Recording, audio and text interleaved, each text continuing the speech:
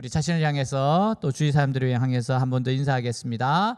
예수님은 나의 힘이십니다. 그렇게 한번 인사하겠습니다. 예수님은 나의 힘이십니다. 아멘. 자, 오늘 말씀 우리 함께 읽도록 하겠습니다. 또 내가 보니 보라, 어린 양이 시온산에 섰고 그와 함께 14만 4천이 서 있는데 그들의 이마에는 어린 양의 이름과 그 아버지의 이름을 쓴 것이 있더라. 내가 하늘에서 나는 소리를 들으니 많은 물소리와도 같고 큰 우레소리와도 같은데 내가 들은 소리는 검은 고 타는 자들이 그 검은 고를 타는 것 같더라. 그들이 보호자 앞과 네 생물과 장로들 앞에서 새 노래를 부르니 땅에서 속량함을 받은 14만 4천 밖에는 능히 이 노래를 배울 자가 없더라. 이 사람들은 여자와 더불어 더럽히지 아니하고 순결한 자라. 어린 양이 어디로 인도하든지 따라가는 자며 사람 가운데서 속량함을 받아 처음 익은 열매로 하나님과 어린 양에게 속한 자들이니 그 입에 거짓말이 없고 흠이 없는 자들이더라. 아멘. 세상에서 가장 핍박받는 종교는 기독교입니다. 지금도 북한, 중동, 아프리카에서 많은 핍박이 일어나고 있어요. 특별히 이슬람 국가에서 신앙 때문에 죽임과 핍박을 받고 있습니다. 또한 자유국가에 살고 있지만 신앙 때문에 가족과 친척, 일터에서 어려움을 겪는 신앙인들이 많습니다. 그래서 이렇게 신앙을 지키기 위해 좁은 길을 걷는 형제 자매들을 우리는 도와야 되고 또 격려해야 되고 붙잡아줘야 돼요. 자, 요한계시록은 소아시아에 있는 7교회에 보내진 편지입니다. 로마 황제들에게 지금 핍박을 받고 있어요. 그들의 신앙을 붙들어주기 위해서 보내진 서신이 바로 요한계시록입니다. 그래서 이 서신을 해석하는 가장 안전한 방법은 그 서신을 최초로 받는 사람들의 위치에서 이해하는 겁니다. 요한계시록이 많은 묵시로 돼 있어요. 왜 이렇게 해야 됩니까? 여러분, 여기에 뭐 황제라든지 또 로마라든지 또 이런 것들이 들어가면 안 돼요. 왜냐하면 지금 검열을 받고 있고 편지도 검열을 받고 있고 핍박을 받는 상태이기 때문에 마음대로 현실을 이야기할 수 없는 상황입니다. 그래서 여러 가지 비유와 상징과 묵시로 편지를 쓴 거예요. 그렇지만 이 편지를 받는 사람들은 이 편지를 읽으면서 이게 무슨 뜻인지를 아는 거죠. 자, 우리 계시록 13장 16절에서 18절 같이 한번 읽도록 하겠습니다. 그가 모든 자 곧 작은 자나 큰 자나 부자나 가난한 자나 자유인이나 종들에게 그 오른손에나 이마에 표를 받게 하고 누구든지 이 표를 가진 자 외에는 매매를 못하게 하니 이 표는 곧 짐승의 이름이나 그 이름의 수라. 지혜가 여기 있으니 총명한 자는 그 짐승의 수를 세어보라. 그것은 사람의 수니 그의 수는 666이니라. 자, 여러분, 여기서 이제 우리가 자주 인용되고 궁금해하는 게 666이에요. 이게 뭐냐? 여러분, 이거 바코드 아닙니다. 이 바코드라 그래서 굉장히 이상하게 해석하는 사람들이 있는데 바코드 아닙니다. 사람들이 이 숫자에 관심을 가지고 있는 이유가 왜 그래요? 요한계시록을 단순히 미래에 대한 예언이라고 믿기 때문에 그래요. 그러나 여러분, 이 요한계시록을 바르게 해석하기 위해서는 그 서신을 최초로 받는 사람들의 입장에서 생각해 봐야 돼요. 최초로 수신자들의 입장에서 생각해 봐야 됩니다. 그러면 이 666이라는 숫자는요, 그들이 알아들었을 어떤 암호라는 거죠. 그들은 알아요. 666이 뭔지. 17절 끝에 한번 보면 이런 말씀이 있어요. 말씀 17절 끝에 보면 이 숫자에 대하여 곧 짐승의 이름이나 그 이름의 수라라고 말하고 있어요. 그러니까 짐승의 이름, 그 이름의 수래요. 자, 666에 대해서 굉장히 많은 해석이 있습니다. 근데 그 가운데 가장 타당하다고 생각하는 것은 666이 네로 황제의 이름을 나타낸다고 하는 해석이에요. 네로 황제의 이름이 히브리어 자음의 숫자가 합해서 666이기 때문에 그렇습니다. 이 해석에 따르면 666이라는 숫자는 네로 황제뿐 아니라 자기를 신으로 축켜 세우는 인간 숭배를 받으려고 하는 모든 황제가 다 해당됩니다. 666이라는 게.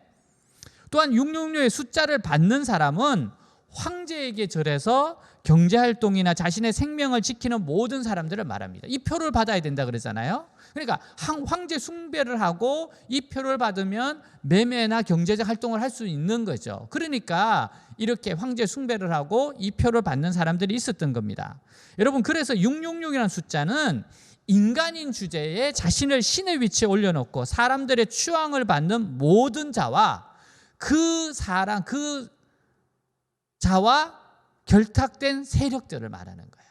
그러니까 여러분, 666을 바코드 이렇게 보시면 안 됩니다. 물론 이들의 뒤에서 역사하는 악한 영은 뭡니까? 사탄입니다.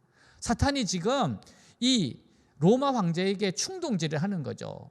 여러분, 사람이 권력을 가지다가 더 이상 권력에 대해서 정복하거나 이런 게 없을 때 어떤 욕망으로 가는가 하면 신이 되고 싶은 욕망이 생깁니다. 이 힘을 가지고서. 그래서 자칭 신이 되려고 하는 거죠. 여러분, 이렇게 자칭 신이 되려고 하는 자들이 뭡니까? 짐승들입니다. 짐승. 그래서 여러분, 짐승이라고 나오는 거예요. 자, 그렇기 때문에 사탄은 살아있는 신이 되도록 황제를 충동질했어요. 그래서 로마 시대에 황제 숭배를 거부하는 자는 모든 경제적 활동을 하지 못합니다. 사회적 지위를 박탈당해요. 공직에서 일 절대 못합니다. 사적으로 경제 활동도 하지 못합니다. 그러니까 대부분 사람들이 어떻게 돼요? 황제 숭배에 동참하는 거죠. 이런 상태에서 황제 숭배 안 할 사람이 어디 있겠습니까? 그런데 황제 숭배를 안 하는 유일한 사람들이 있었는데 그리스도인들입니다. 그리스도인들은 황제 숭배를 할 수가 없었어요. 황제는 인간이지 신이 아니며 참신은 유일하신 하나님 한 분이시기 때문에요. 그래서 유일하게 그리스도인들에게만 황제 숭배가 걸리는 거예요. 다른 사람들은요, 이거나 저거나 상관이 없어요.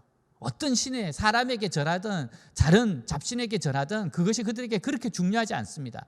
그리스도인들에게만 유일하게 중요해요. 왜 그렇습니까? 자, 출애굽기 20장 1절에서 3절 같이 한번 읽도록 하겠습니다.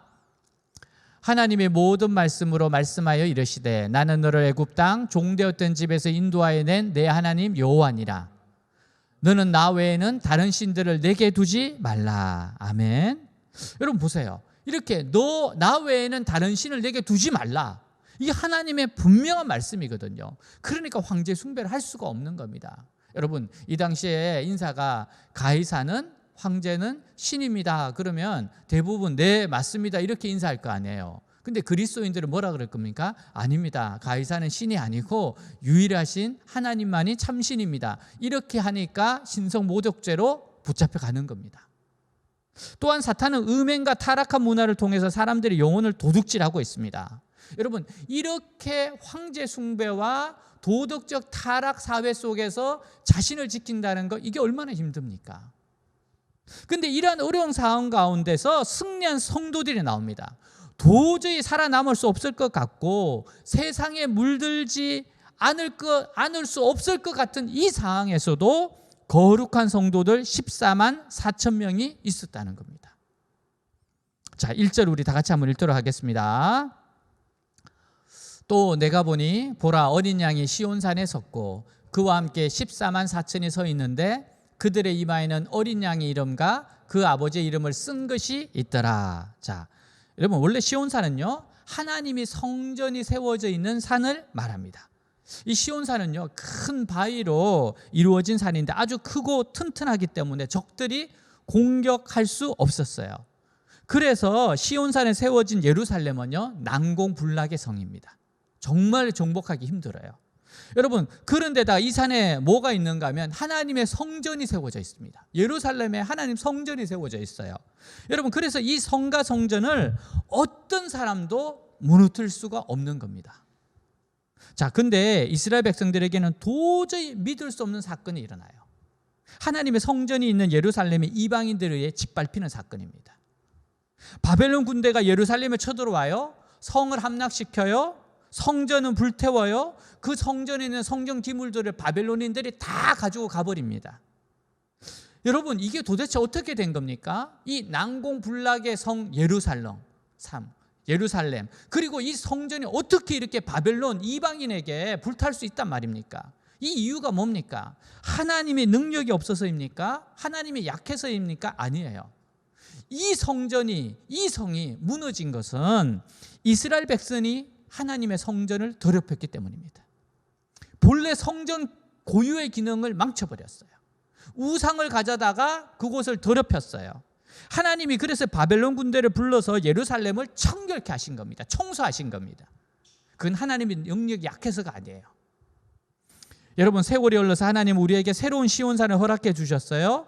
구약 선지자들은 계속해서 여러 곳에서 시온성이 회복될 것이라고 예언했습니다. 여러분, 그것은 눈에 보이는 예루살렘 성이 회복된다는 그런 말이 아니에요. 그 새로운 시온성은 바로 신약의 교회입니다. 신약의 교회를 말하는 거예요. 주님이 함께 하시는 시온산은 신약의 교회입니다. 구약의 선지자들이 그렇게 고대했던 시온산은 신약의 교회예요. 주님이 지금 성도들과 함께 서 있는 시온산은 바로 우리가 있는 이곳입니다. 우리가 예배드리는 이곳이 시온산이에요. 여러분, 교회는 하나님의 영광이 머물고 하나님의 말씀에 솟아오르는 영혼의 샘물이 있는 곳입니다. 우리가 예루살렘처럼 망하지 않으려면요, 그래서 철저하게 하나님 말씀을 순종해야 됩니다. 무엇보다도 철저하게 하나님 말씀을 앞세워야 돼요. 여러분, 오직 예수님의 말씀에 귀 기울이고 주님이 인도하시는 대로 순종하며 나아가면 절대로 해를 당하지 않습니다. 망하지 않습니다. 여러분, 해를 당하는 것 같이 보여도 모든 것이 합력하여 선을 이루게 돼 있어요. 오늘날 이 시온은 하나님 말씀에 순종하고 주님께 복종하는 자들의 모임이에요. 하나님께 순종하고 복종한 자들의 모임이 바로 시온산입니다. 여러분, 이곳에 하나님의 은혜가 있어요. 이곳에 하나님의 용서가 있어요. 이곳에 하나님의 능력이 있습니다. 주님이 그곳에 서 계신다는 거예요. 자, 근데 여러분, 주님의 모습이 어린 양의 모습이에요. 보라, 어린 양이 시온산에 섰고라고 말씀하고 있습니다. 자, 시온을 지키는 주님의 모습이 어린 양이에요. 여러분, 어린 양은 뭡니까? 강해 보이지 않잖아요. 사실 시온을 지킨다 그러면 뭐 사자 뭐 이래야 되잖아요. 곰, 뭔가 이렇게 강하고 힘을 가진 존재해야 될 것 같지 않습니까? 근데 왜 장군의 모습이 아니라 이렇게 어린 양의 모습일까? 여러분, 시온의 능력은요, 하나님 앞에 거룩하고 정결한 데 있기 때문입니다. 시온의 능력은 거룩과 정결함에 있어요. 어린 양은 하나님 앞에서 우리의 모든 죄를 다 해결해 주신 주님의 모습입니다. 어린 양으로 오셔서 어떻게 돼요? 십자가에 죽으시고 부활하셨잖아요. 그러니까 우리의 모든 죄를 다 해결해 주신 모습이 어린 양의 모습이에요. 믿는 자들은 하나님 앞에서 죄 사함을 받았습니다. 그렇기 때문에 사탄의 공격에 망할 수가 없어요. 왜냐하면 하나님이 사탄이 성도들을 망하게 하는 것을 결코 허락하지 않기 때문에 그래요. 여러분, 그래서 우리가 어려운 위기를 당할 때 사람을 붙잡고 사정을 하는 것보다 하나님 앞에 온전히 예배를 드리고 기도로 매달리는 것이 훨씬 낫습니다. 왜 그래요? 사람을 움직이는 분이 하나님이시기 때문에 그렇습니다. 하나님이 주권자이기 때문에 그래요. 어린 양이신 예수님은 오로지 하나님 아버지의 말씀만 붙잡고 승리하셨어요. 여러분, 예수님이 이 땅에 오셔서 하신 게 뭡니까? 정말 오직 하나님 말씀만 붙잡고 순종하셨어요. 예수님처럼 우리도 하나님의 음성만 듣고 따라가면 사망의 세력을 깨트립니다. 세상의 모든 재앙에서도 승리할 수 있어요. 여러분, 만일 우리가 우리 자신을 주님 앞에 산제사로 드린다면 아무것도 두려워할 것이 없어요. 왜? 하나님이 불말과 불병거로 우리를 지키시기 때문에 그렇습니다. 여러분, 시온은 산을 절대로 무너뜨릴 수가 없어요. 하나님이 지키시는데 도대체 이 세상에 무엇으로 그걸 깨트릴 수 있습니까? 여러분, 시온산에 있던 예루살렘 성을 포위했던 히스기야 시대에 여러분, 군대가 와서 어떻게 됩니까? 18만 5천 명이 어떻게 돼요? 하룻밤 사이에 죽어버렸어요. 한 천사가 나와서 하룻밤 사이에 18만 5천 명을 싸그리 전멸을 시켜버렸어요. 그 무서운 성을 어떻게 점령을 합니까? 하나님이 지키시기 때문에 그래요. 절대 망할 수가 없습니다. 여러분, 이 요한 당시에는 로마는 사람들에게 황제 숭배를 강요했어요. 그리고 모두 다 666을 다 받았습니다. 이 666은 암호예요. 황제 숭배를 한 표시로 받는 것이었어요. 여러분, 그렇다면 이 세상 모든 사람들이 666 도장을 받고 사탄의 졸개가 되는 것 같습니다. 근데 실제로는 그 도장을 받지 않은 엄청난 사람들이 있었어요. 이 사람들이 모두 그리스도인들이었습니다. 황제 숭배에 동참하지 않고 그런 성도들 숫자가 무려 14만 4천 명이나 되었어요. 물론 여기서 여러분 14만 4천 숫자는 상징적인 숫자입니다. 12 곱하기 12는 144예요. 거기에다가 1000을 곱하면 14만 4천이 되는 겁니다. 이거는 구원받는 모든 사람들의 숫자입니다. 여러분 이게 신천지에서 엉뚱하게 풀어서 14만 4천에 들어야 된다 그러잖아요. 그거 아닙니다. 온 세상에 예수 그리스도 이름으로 구원받는 사람들이 엄청나게 많다는 뜻이에요. 어떤 사람은 문자적으로 14만 4천 명만 구원받는 줄 아는데 그렇지 않습니다. 그러면 그렇게 생각하는 당신은 절대 그 자리에 못 들어가요. 그렇게 해석하면 안 됩니다. 몇 천만 명 아니면 몇 억 명은 구원받을 것입니다. 그러므로 14만 4천은 구약과 신약에 구원받는 사람들의 숫자가 이렇게 많다는 것을 상징적으로 보여주는 거예요. 이렇게 많습니다. 이렇게 많다는 거예요. 여러분, 이렇게 어려운 로마 시대에도 그리스도인들이 있었습니다. 그렇처럼 여러분 이 시대에도 제대로 믿는 사람들 많습니다. 많이 있어요. 세상이 악하면 악할수록 믿음을 지키기 위해서 더 결사적으로 하나님을 붙잡기 때문에 그래요. 어렵죠? 다 망가질 것 같죠? 다 배교할 것 같죠? 아니요. 그럴 때일수록 더 주님을 굳세게 붙잡는 사람들이 시대마다 반드시 나오게 돼 있어요. 이게 믿음의 속성입니다. 저는 여러분들이 그런 사람이 되기를 주님으로 축복합니다. 여러분 로마 황제의 핍박은 도리어 그리스도의 믿음을 더 강하게 견고하게 하는 역할을 했어요. 이때 교회가 너무너무 순수했습니다. 깨끗했습니다. 능력이 넘쳤어요. 그래서 결국 어떻게 됩니까? 300년 만에 로마를 굴복시켜버렸어요. 로마 황제는 막강한 권력으로 자기를 숭배하게 하고 그렇게 하지 않는 자들을 잡아서 죽이고 물건도 함부로 사고 팔지 못하게 했습니다. 근데 그리스도인들은요 그 도장을 받지 않아요. 왜요? 물건 사고 팔지 않겠다고 작정한 겁니다. 숭배도 안 하고 그리고 물건 사고 팔지도 않겠다. 여러분 황제 숭배하지 않으면 공직을 가질 수 없다. 그러니까 공직 가지지 않고 그리스도만 섬기겠다. 이게 로마 시대의 그리스도인들의 모습이었습니다. 여러분 그런 사람들이 무려 14만 4천 명이었어요. 그들의 이마에는 어린 양의 이름과 그 아버지의 이름을 쓴 것이 있더라. 자, 승리한 성도들의 이마에는 모두 어린 양의 이름과 그 아버지의 이름이 새겨져 있어요. 여러분 이마에 무엇인가 썼다는 것은 사람의 생각 속에 어떤 믿음이 있다는 것입니다. 이마에 썼다는 건 그 사람의 생각 속에 어떤 믿음이 있어요. 그 사람의 머릿속에 분명한 믿음의 결단이 있다는 거예요. 믿음의 결단이 있었어요. 예수가 누구신가? 그의 아버지가 누구신가? 이거에 대한 아는 지식이 있고 확신이 있었어요. 예수 그리스도는 죽으시고 부활하신 분이라는 확신이 있었어요. 하나님 아버지가 나의 아버지라는 확신이 있었어요. 여러분 그것이 바로 이마에 쓴 글입니다.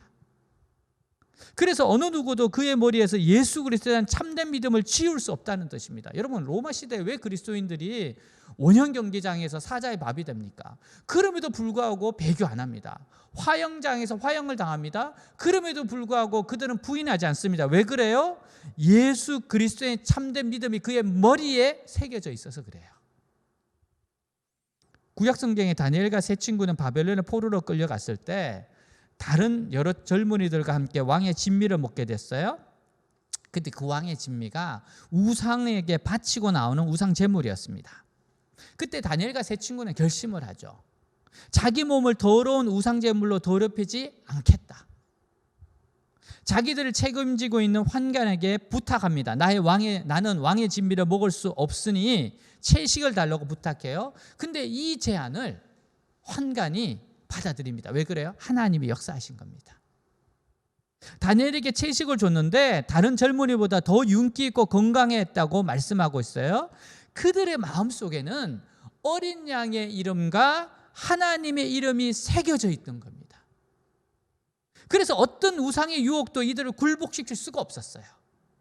굴복이 안 되는 겁니다. 왜? 어린 양의 이름과 하나님 이름이 그의 마음 위에 새겨져 있는데 어떻게 우상에 절할 수 있겠습니까? 이들의 머릿속을 파고 들어갈 수가 없었어요.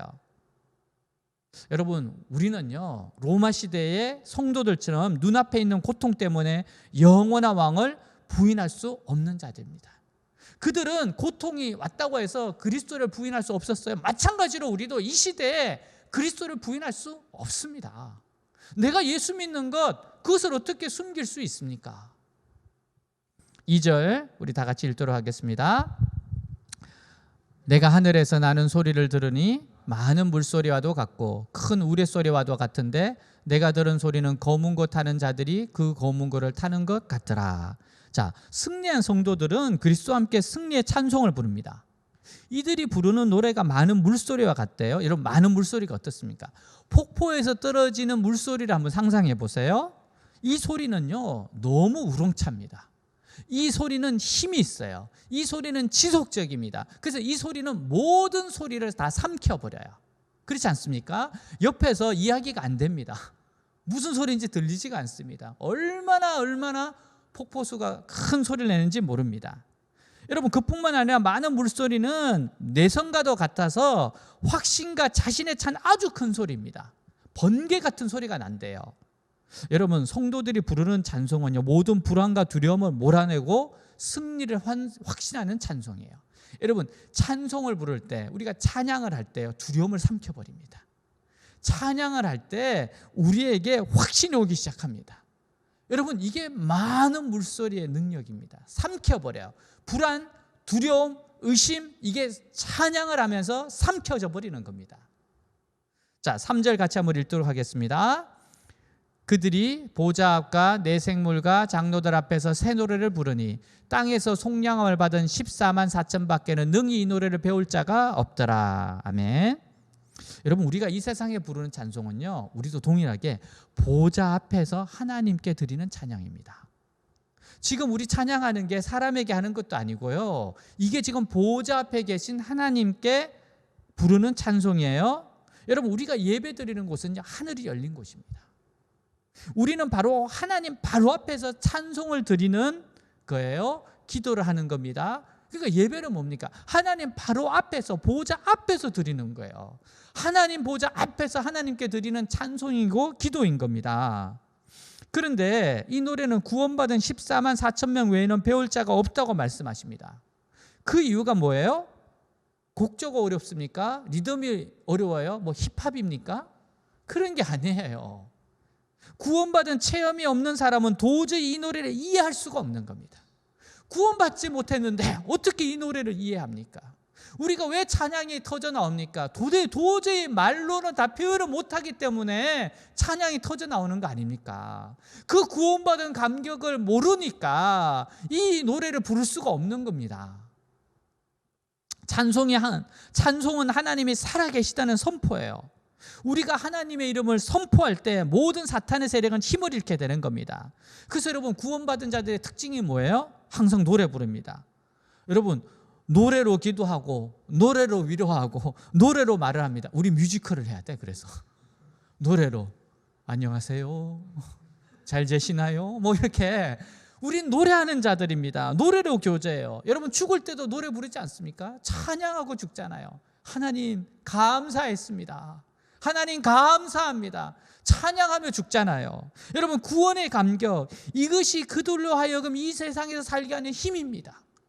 문득 구원만 생각하면 얼마나 힘이 되는지 모릅니다. 문득 구원만 생각하면 힘이 솟아나요. 그래, 이거 별것 아니지, 이거 다 지나간다, 이 세상이 끝이 아니니까 하나님 앞에서 하나님이 반드시 갚아주신다, 합력할 선을 이룬다, 이런 믿음이 어디서 오는? 구원에서 오는 거예요. 이 세상이 끝이 아니라는 겁니다. 4절 우리 다 같이 읽도록 하겠습니다. 이 사람들은 여자와 더불어 더럽히지 아니하고 순결한 자라. 어린 양이 어디로 인도하든지 따라가는 자며 사람 가운데서 속량함을 받아 처음 익은 열매로 하나님과 어린 양에게 속한 자들이니. 자, 예수님과 더불어 영광의 찬송을 부를 수 있는 사람들이 어떤 사람들인지 분명히 드러나요. 이 구절에서. 첫째는 도덕적으로 깨끗한 사람들입니다. 이들은 여자와 더불어 더럽히지 아니하고 순결한 자들이라고 해요. 다시 말해서 성적으로 더러운 것을 하지 않은 자라는 뜻입니다. 여러분, 하나님 우리에게 주신 성은요, 더러운 것이 아니고 가장 아름다운 선물이고 복입니다. 가장 아름다운 거예요. 로마의 문제가 뭡니까? 그들은 성적으로 매우 타락했어요. 사람이 하나님을 두려워하지 아니하면 가장 먼저 찾아오는 것이 성적인 방종입니다. 하나님을 두려워하지 않을 때 성적인 방종이 와요. 하나님이 남자와 여자를 하나님의 형상으로 만드셨어요.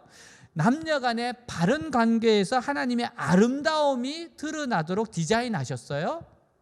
인간이 짐승이 아닌 것은 성을 스스로 절제할 수 있는 점입니다. 근데 사람이 교만하면 하나님이 주신 아름다운 선물인 성을 더럽히게 되어 있어요. 로마는 겉으로 보면 화려하지만 성적으로는 엄청나게 타락한 사회입니다. 그리스도인들은 그런 가운데서도 성적으로 자신을 지킨 자들이에요. 자신을 절제했던 자들입니다. 여러분, 오죽하면 로마에 보면 역사에 그런 게 나옵니다. 로마 귀족들이 결국 결혼할 때는 크리스찬들을 찾았대요. 왜냐하면 로마 귀족 사회가 너무 썩어 있으니까 정말로 깨끗한 마음을 가지고 깨끗한 삶을 살아가는 사람이 없으니까 결국엔 어떻게 되는가 하면 그리스도인들을, 처자들을 납치까지 해와서 아내로 삼게 했다고 그러잖아요. 여러분, 그래서 거기서 또 전도가 일어나고 구원이 베풀어졌다고 합니다. 여러분, 근데 여기서 정절이 있다고 하는 것은, 순결했다는 것은 단순히 성적인 것만 의미하는 게 아닙니다. 그 이상의 의미가 있어요. 그건 뭔가 하면은 여자로 더불어 더럽힌다는 것은 그의 삶이 세상 사람들의 사고방식을 따라가는 것도 포함됩니다. 그러니까 세상 사고방식을 따라가는 사람들이 있어요. 그게 바로 여자들로 더불어 더럽히는 겁니다. 여러분, 여자들로만 더럽힙니까? 남자도 더럽히고 남자도 더러운 사람들 많아요. 근데 이것은 그런 성적인 것을 포함하고 한 단계 더 나가서는 세상 사람들의 사고방식을 따라가는 거라는 거예요. 그리스도인들은 세상적인 사람들의 사고방식을 따라가지 않았다는 겁니다. 여러분, 단순히 잘못된 성만이 더러운 것이 아니에요. 이 세상에는 더러운 말도 있어요. 더러운 물건도 있어요. 더러운 생각도 있습니다. 여러분, 우리가 이런 것을 따라가면 어떻게 됩니까? 더러운 인격이 됩니다. 그래서 죄는 모양이라도 버리라고 했습니다. 죄는 모양이라도 버려라. 왜? 우리를 더럽게 만들기 때문에. 여러분, 여기서 여자가 물론 이제 더러운 여자, 더러운 남자를 뜻할 수 있지만 사실은 로마예요. 로마가 더러운 여자입니다. 로마 자체가 지금 완전히 썩은 사회였습니다. 그래서 여러분, 비유로 여자가 로마라고 봐도 과언이 아닙니다. 자, 그리스도인은 자신을 지키는 사람들이에요. 여러분, 그리스도인들에게도 있어서 가장 힘든 게 뭔가? 자기 자신을 지키는 거예요. 이게 정말 힘듭니다. 여러분, 자기 입을 지키고 자기 행실을 더럽지 않게 지키는 것, 자기 마음을 지키는 것, 이것이 정말 중요해요.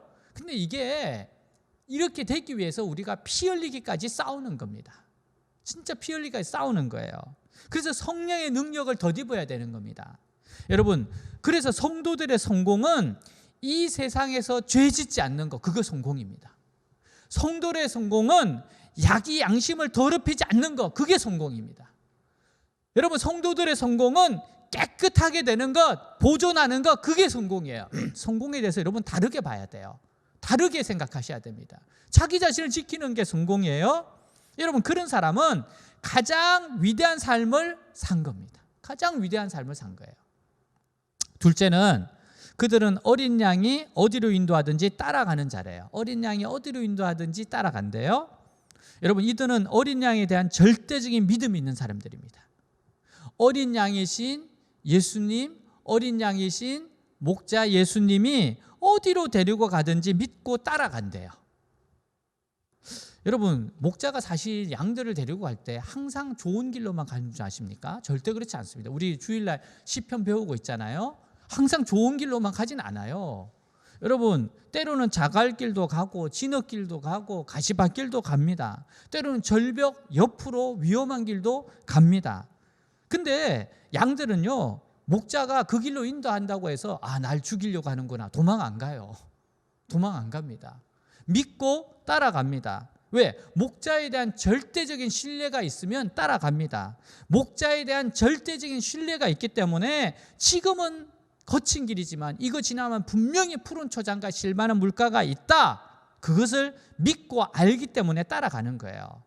예수님이 말씀하셨어요. 이 세상에는 두 길이 있다. 멸망으로 가는 길은 크고 넓어서 그리로 가는 사람들이 많다. 생명으로 가는 길은 좁고 협착하고 찾는 사람이 적다. 예수님 말씀하셨어요. 그럼 뭐예요? 좁은 길로 가는 사람은 훨씬 적은 거예요. 예수님이 우리를 인도하시는 길은 넓고 편한 길이 아니라 좁고 협착한 길입니다. 그런데 14만 4천 명은 바로 이 좁은 길, 이 협착한 길을 통과한 사람들입니다. 바로 이 길을 통과한 사람들이에요. 이 사람들은 하나님의 예배하신 자신의 길이 있다는 것을 믿었어요. 자신의 길이 있다. 하나님이 나를 위해서 맞춤으로 예배한 길이 있다고 믿었고, 그래서 절대로 세상적인 방법으로 잘 되는 사람들을 부러워하지 않았어요. 세상적인 방법으로 잘 되는 거 정말 쉽습니다. 어느 정도 타협하면 돼요. 근데 그것으로 가지 않습니다. 왜?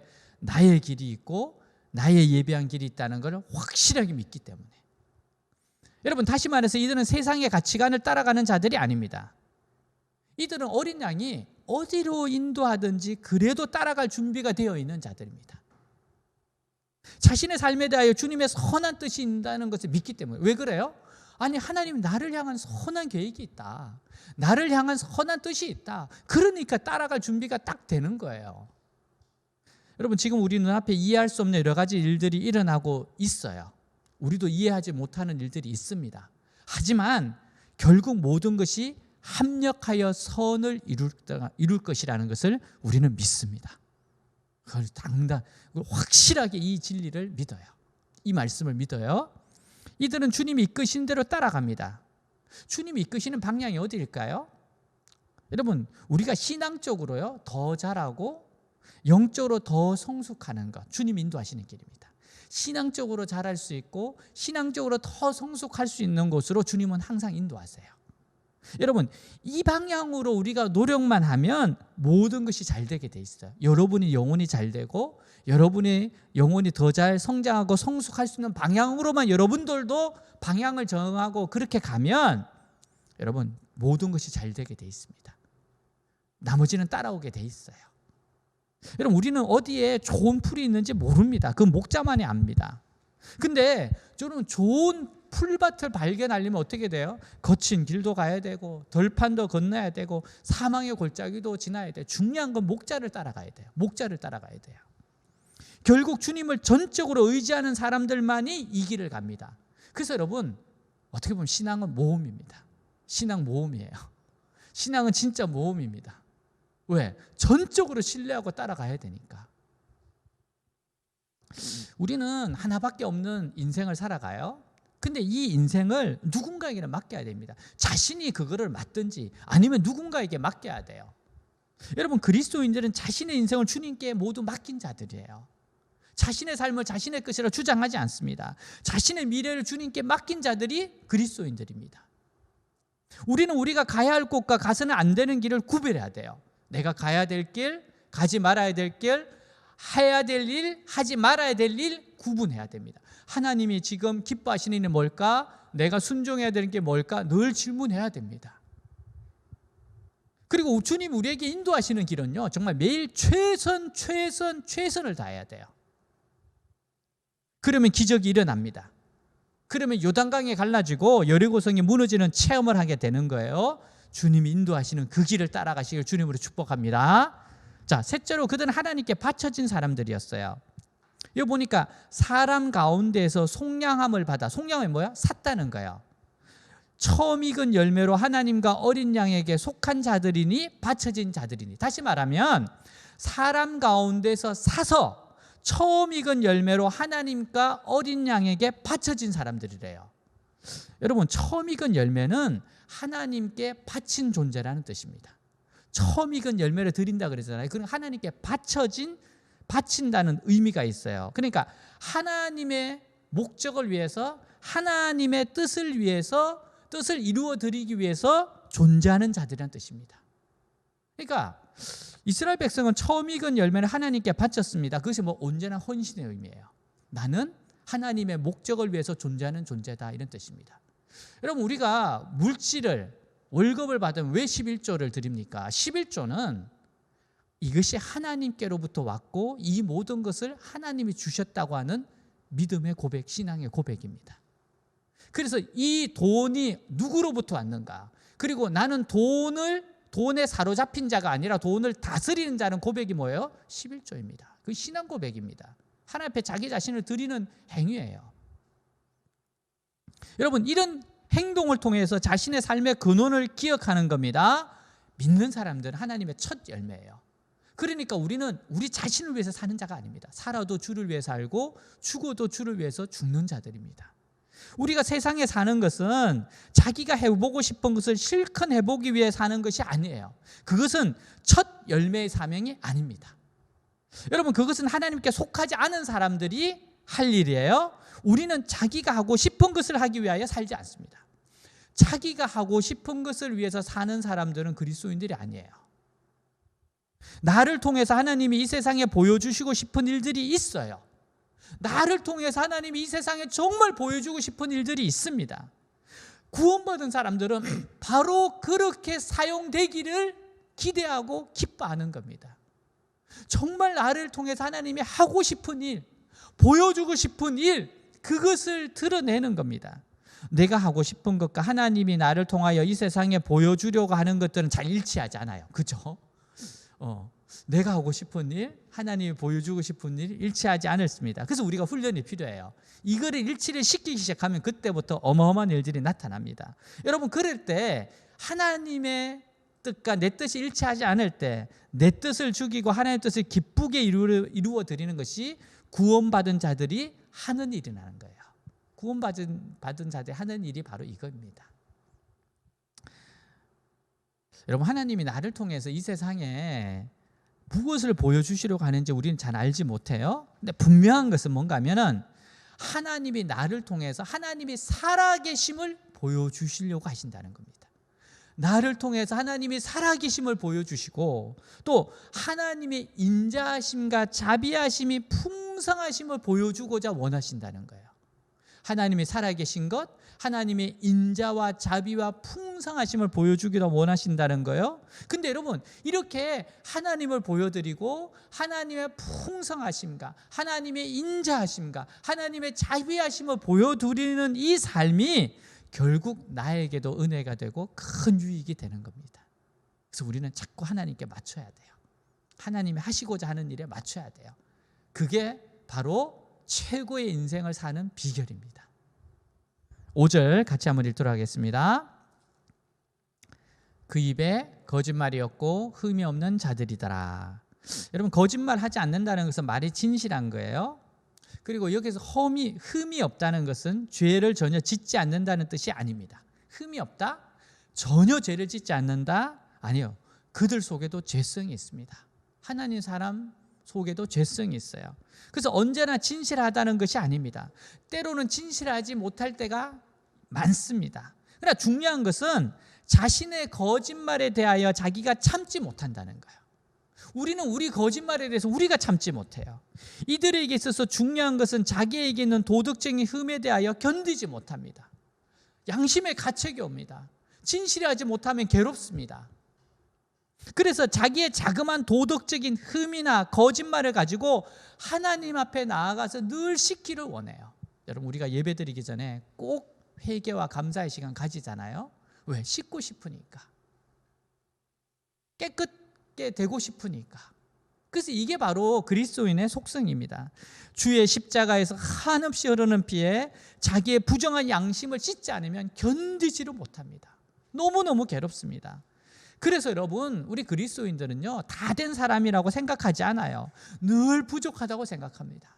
늘 부족해요. 근데 그 사람의 삶은 늘 부족한 가운데서도 위대한 삶을 살아요. 근데 이 부족하다고 생각하는데, 이 미완성이라고 생각하는데 이 삶에 위대한 삶이 있어요. 그게 역설입니다. 그게 역설이에요. 사랑하는 여러분, 로마 시대의 성도들이 황제 숭배 강요와 로마의 도덕적 타락에도 불구하고 교회로 모여서 성도들과 승리의 길을 걸었습니다. 여러분, 우리도 이 시대에 주님을 사랑하는 지체들과 거룩과 정절의 길을 걸어갑시다. 승리의 노래를 부릅시다. 주님이 어디로 인도하든지 간에, 어디로 가든지 간에 절대 믿음으로 따라가는 우리 모두가 됩시다. 기도하겠습니다. 승리한 성도들의 특징이 있어요.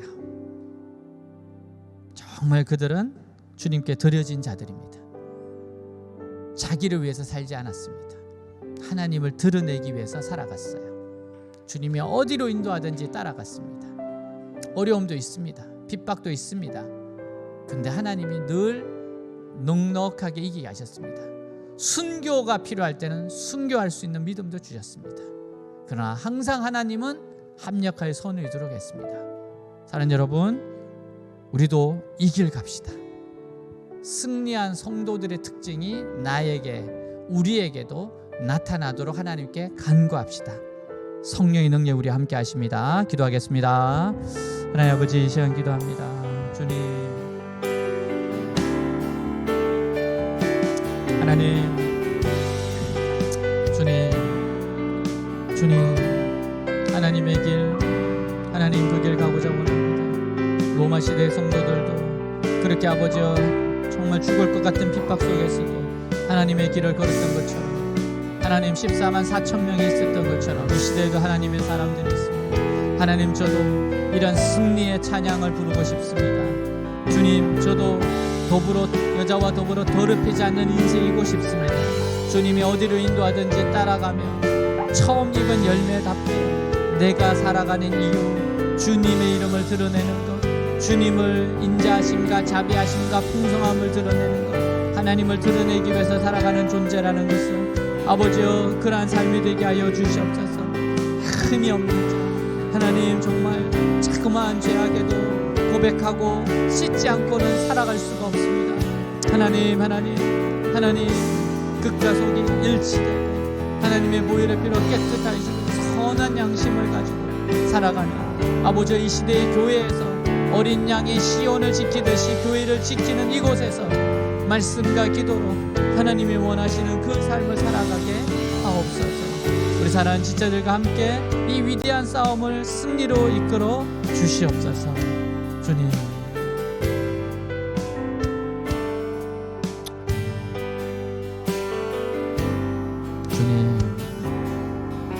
수많은 무리들은 줄지어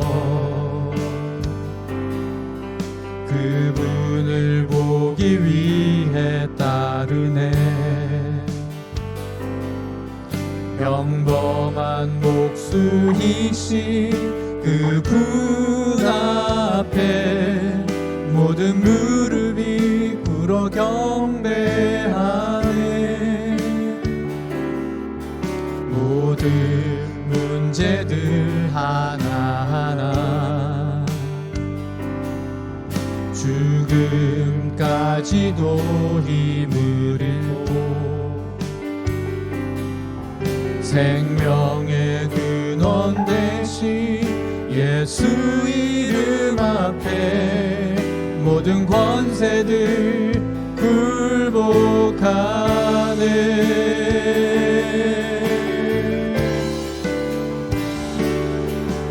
예수 이름 높이세.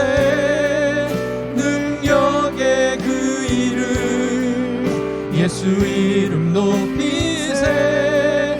구원의 그 이름. 예수 이름을 부르는 자. 예수 이름을 믿는 자. 예수 이름 앞에 나오는 자 복이 있도다. 나의 계획이 실패하고 나의 소망이 끊어질 때 삶의 주관자 되신 그분 앞에 나의 무릎을 꿇어 경배하네. 나의 삶을 그분께 맡길 때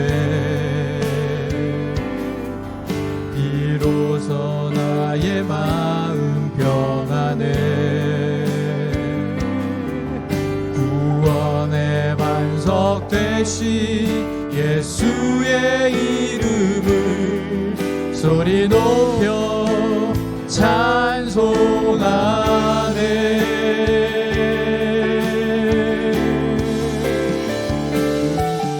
예수 이름 높이세 능력의 그 이름 예수 이름 높이세 구원의 그 이름 예수 이름을 부르는 자